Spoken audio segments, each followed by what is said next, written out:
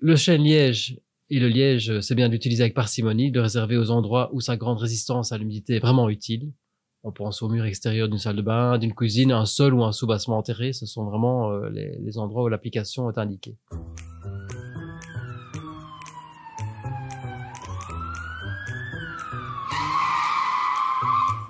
Bienvenue dans Éco-Conso et vous, le podcast qui met des idées vertes dans vos oreilles et dans votre quotidien. Cette saison, on fait la lumière sur des affaires ambiguës. Chaque mois, on se penche sur un objet qui se dit écolo. Le suspect du mois, le panneau isolant en liège. Alors, écolo ou pas? Entre bonnes intentions et greenwashing, se pourrait-il qu'il cache bien son jeu? Me raconte pas de salade, objet numéro 7, c'est parti pour l'enquête. Ah, bonjour inspectrice, je suis contente de tomber sur vous. Bonjour, on se connaît? Ben oui, je suis votre voisine, je viens d'emménager au 21, juste là. Eh bien, bienvenue dans le quartier. Mais je dois vous laisser, je dois ouvrir le commissariat. Ah, attendez. Oui? En fait, la maison que j'ai achetée, c'est une vraie passoire énergétique. On va faire des travaux d'isolation. Ah, le charme des vieilles maisons, on adore, mais bon, pour votre portefeuille et l'environnement, je crois en effet que vous faites le bon choix en rénovant un peu. Ma belle-fille dit que c'est mieux d'utiliser du liège pour isoler. Regardez, elle m'a donné ce flyer qu'elle a reçu à un salon cet été. Est-ce que ce serait pas du greenwashing? On m'a dit que vous aviez l'habitude de creuser ce genre de cas.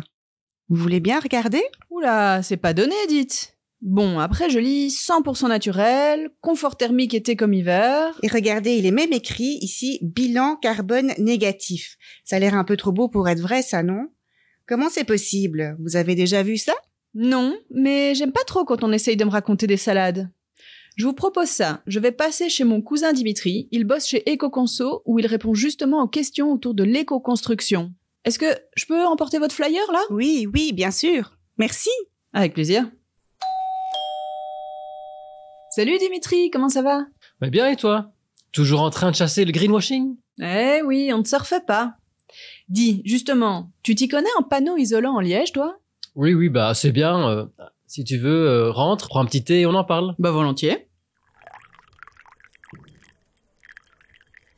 Bon, voilà, qu'est-ce qui se passe? Dis-moi un peu, qu'est-ce qui t'amène chez moi? Écoute, je me renseigne suite à une question de ma voisine qui a éveillé ma curiosité. Elle a acheté une maison au bout de ma rue et elle va la rénover. Ah, la vieille bicoque au bout de la rue. Ah, elle est pas mal cette baraque, hein. Par contre, elle a raison d'isoler, hein. Si elle ne veut pas dépenser une fortune en chauffage chaque hiver. Tant que ça, tu crois? Bah oui, c'est clair. Une meilleure isolation, ça peut diviser tes besoins en chauffage par 2, certainement. Cette maison, elle fait quoi? 120, 150 mètres carrés? À mon avis, elle pourrait économiser jusqu'à 1 000 € par an sur sa facture de chauffage. Ah ouais, quand même. Bah écoute, elle envisage d'utiliser des panneaux en liège. C'est une bonne idée? Oui, c'est une bonne idée, effectivement. Il faut savoir que toutes les constructions ont un impact sur l'environnement. Donc le matériau qu'on utilise, il va être responsable de 10 à 30% de l'impact écologique du bâtiment. Donc l'utilisation de matériaux plus naturels, c'est quand même vraiment une bonne idée. Mais c'est quoi exactement le liège? Du bois? Oui, c'est du bois. Donc c'est en fait l'écorce du chêne-liège, qui est un arbre qui pousse dans le bassin méditerranéen. Donc on va parler du sud de la France, l'Espagne, la Corse, le Portugal, même le nord d'Afrique. Et donc cette partie de l'arbre, donc l'écorce, elle est très utile parce qu'elle est hydrophobe, c'est-à-dire qu'elle va résister à l'eau et à l'humidité. Et comment est-ce qu'on la transforme en isolant? Alors, on récolte la matière, donc l'écorce, on la lave pour enlever les impuretés, les débris, et puis ensuite on la fait bouillir pour la ramollir. À ce moment-là, on va la laisser sécher pendant plusieurs semaines, donc c'est un processus assez long. Et puis on chauffe cette écorce à 300 degrés. Ça va donner ce qu'on appelle du liège expansé. Et c'est assez utile en isolation.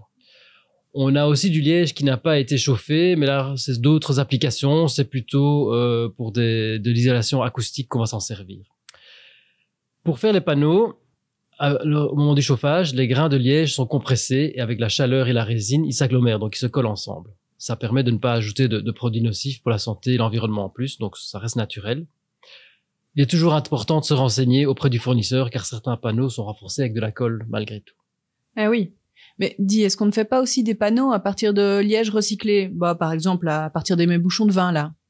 Oui, effectivement, on peut utiliser des bouchons de liège, des bouchons de vin recyclés pour faire des panneaux, même certaines chutes. Dis-moi, est-ce qu'on peut tout isoler avec du liège? Oui, parfaitement. Alors, le liège en vrac, on va le déverser entre les poutres des planchers, dans les toitures et les murs à ossature en bois. Les panneaux de liège s'utilisent plutôt pour isoler des dalles, des chappes, des murs, des plafonds et la toiture. En rénovation, ils permettent par exemple d'isoler sous les chevrons quand on conserve la couverture de la toiture. Donc le liège, il peut convenir pour toutes les parties de la maison, mais il est surtout conseillé dans les pièces avec un taux d'humidité élevé, la cuisine par exemple, la salle de bain, car il laisse passer la vapeur d'eau, mais pas l'eau liquide. Est-ce que les panneaux en liège, ça isole suffisamment? Alors il faudra appliquer une couche plus élevée que pour des isolants classiques, mais c'est le cas pour tout ce qu'on appelle les isolants biosourcés, c'est-à-dire qui sont d'origine naturelle. Pour le liège, on va conseiller une épaisseur de 22 cm. Pour un isolant plus classique à base de pétrole, là on est plutôt sur 14 cm. Bon, et je lis ici sur mon petit prospectus que son bilan carbone est négatif. C'est vrai ou on nous baratine là? Oui, c'est exact. Bah, comment c'est possible ça? Donc quand on fait le bilan global entre ce que l'arbre a capté comme CO2 au cours de sa vie et le CO2 qui a été nécessaire d'utiliser donc à travers l'énergie pour produire les panneaux, en fait, quand on fait le bilan, le total est négatif.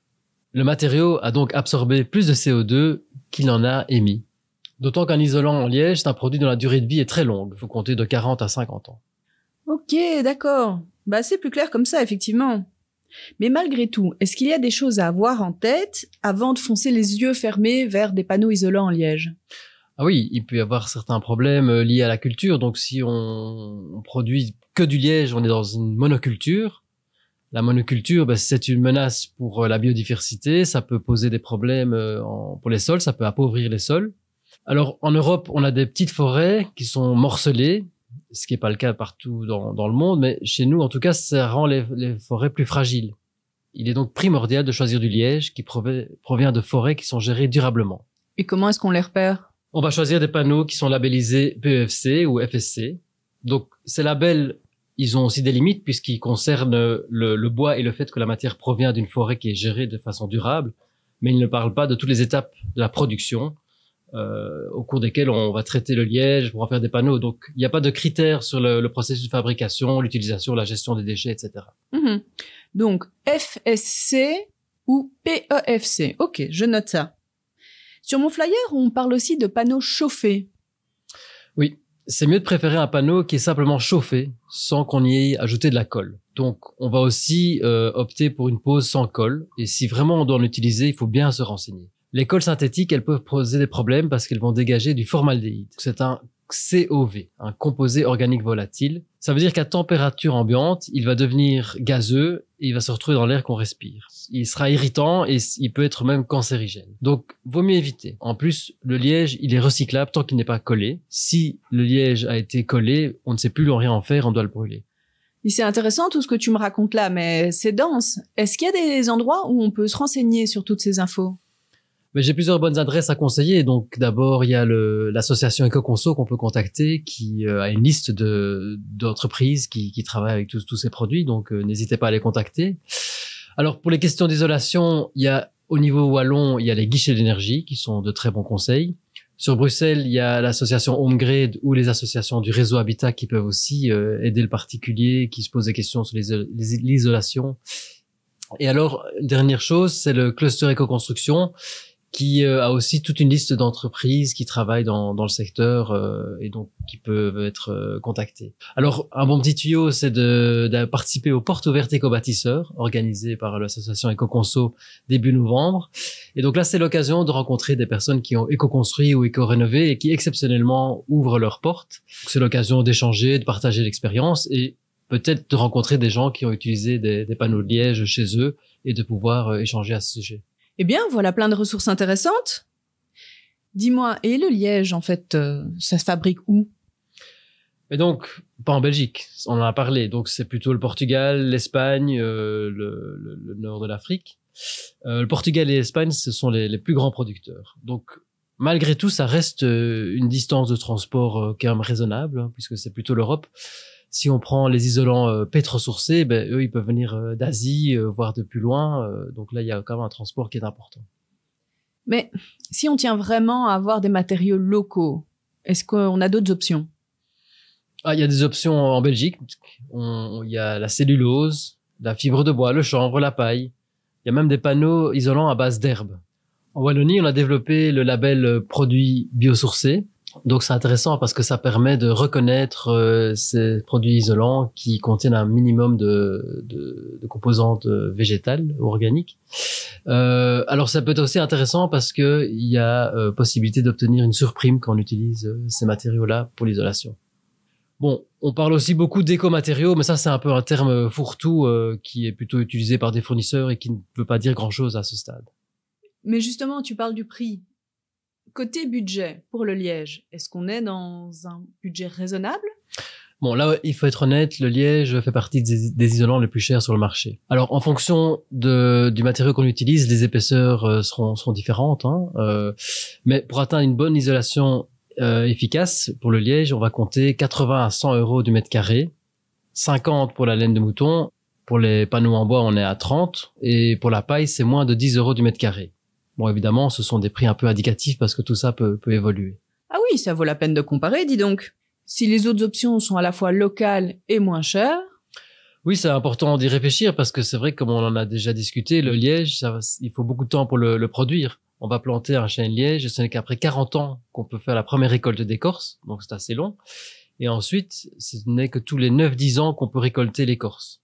Donc c'est un matériau qui est assez précieux à utiliser avec parcimonie. Est-ce que tu veux dire qu'au final, il vaudrait mieux éviter d'utiliser du liège ? Non, ce que je veux dire, c'est que c'est très intéressant de l'utiliser dans certains cas. C'est une ressource qui est renouvelable, mais qui prend beaucoup de temps à être renouvelée. Donc, il y a d'autres isolants biosourcés qui sont peut-être intéressants et dont les ressources sont plus abondantes que le liège et qui auront un temps de production plus court. Donc, le chêne liège et le liège, c'est bien d'utiliser avec parcimonie, de réserver aux endroits où sa grande résistance à l'humidité est vraiment utile. On pense au mur extérieur d'une salle de bain, d'une cuisine, un sol ou un soubassement enterré. Ce sont vraiment les endroits où l'application est indiquée. Bon, ben voilà déjà pas mal d'informations intéressantes. Je vais rapporter tout ça dans un dossier au poste et en parler à ma voisine qui va isoler sa maison. Je te remercie beaucoup, Dimitri. À bientôt. Allez, à bientôt, avec plaisir. Ah, inspectrice, merci de passer. Et alors, que dit votre cousin sur les panneaux en liège ? Alors, en soi, le liège, c'est un excellent matériau pour isoler votre maison. Surtout, en fait, les pièces où il y a beaucoup d'humidité. Ah, bien. Oui, il assure un confort thermique, hiver comme été, ça c'est correct. Il est effectivement d'origine naturelle et il a bien un bilan carbone négatif. Ah, donc c'est vrai cette histoire de bilan carbone négatif. Impressionnant. Oui, mais par contre, attention, si vous choisissez de l'isolant en liège, assurez-vous qu'il provienne de forêts gérées durablement et préférez plutôt des panneaux sans colle. C'est mieux pour l'environnement et pour votre santé. D'accord, c'est noté. Dites, j'avais ouvert un dossier d'enquête suite à votre demande et je vous l'annonce, le panneau en liège va être reconnu innocent. Waouh, super. Oui, mais attendez, je préfère vous prévenir, le liège c'est quand même un petit budget. Hein. Dimitri m'a parlé de plusieurs alternatives qui sont aussi naturelles, mais locales et en plus moins chères. Je vous les ai notées ici sur un papier, mais vous retrouverez aussi ces infos sur le site ecoconso.be. Ok, merci beaucoup. Je vais me renseigner. Encore une fois, la méthode éco permet de résumer les points clés pour faire un choix écologique et sain. On l'applique aux panneaux en liège avant de se décider. E, comme étudier ses besoins. C, comme choisir la version la plus durable du produit. Et O, comme optimiser son utilisation. Premièrement, E comme étudier ses besoins. C'est vrai, le liège est naturel, mais c'est une ressource précieuse, donc on se demande si c'est le meilleur choix pour ses travaux. Il convient très bien pour les pièces, murs ou sols humides, où sa résistance à l'eau fait des merveilles. En fonction des besoins de son chantier, on peut aussi s'orienter vers d'autres isolants naturels, qui présentent l'avantage d'être moins chers et disponibles localement. Deuxièmement, c'est comme choisir la version la plus durable du produit. Si on opte pour du liège, on le préfère labellisé FSC ou PEFC et sans colle ajoutée. Enfin, O comme optimiser son utilisation. On opte pour une pose sans colle si c'est possible, c'est plus sain et ça permettra au panneau d'être recyclé. Si on emploie une colle, alors on la choisit sans solvant. On démonte du liège où on a des chutes de produits, alors on veille à les porter au Reciparc pour que la matière puisse servir à nouveau.